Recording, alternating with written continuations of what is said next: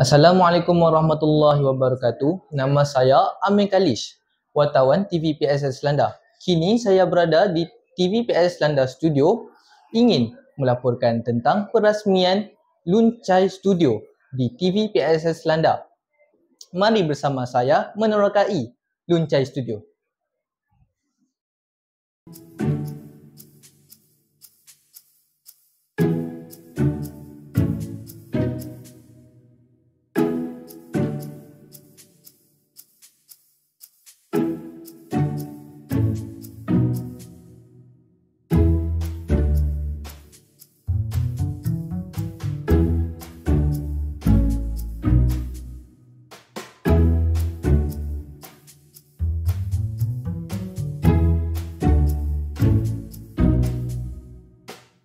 A few moments later.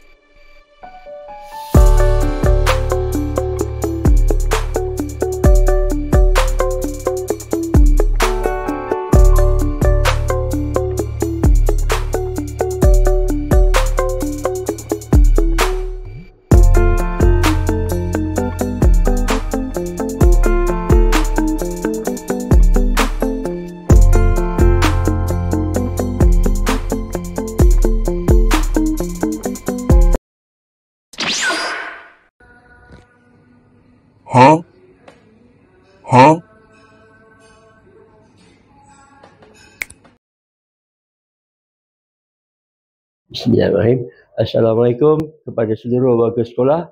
Dengan bangganya hari ini kita telah merasmikan bilik studio PSS yang diberi nama, kalau kita lihat di sini, Luncai Studio Semenda. Jadi pertamanya saya ucapkan tahniah kepada Cikgu Hasanah, Cikgu Nurita, Cikgu Hafiza dan semua tim yang terlibat menjayakan program bilik ini.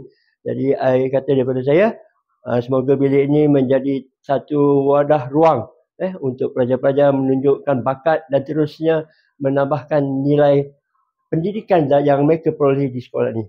Sekian, Assalamualaikum. Terima kasih.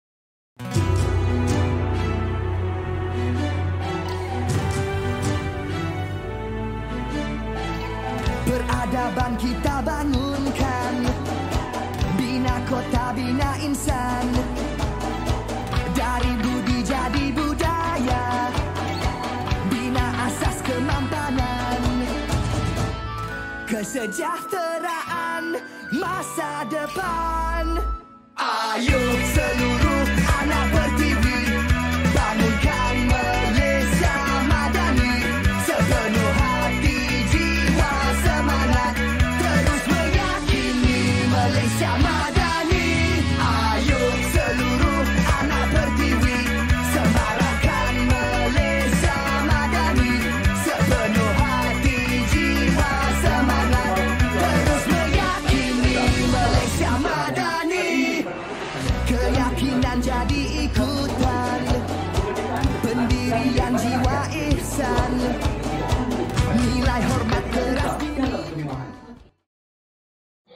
Saya Amir Kalish melaporkan untuk TV PSS Selanda.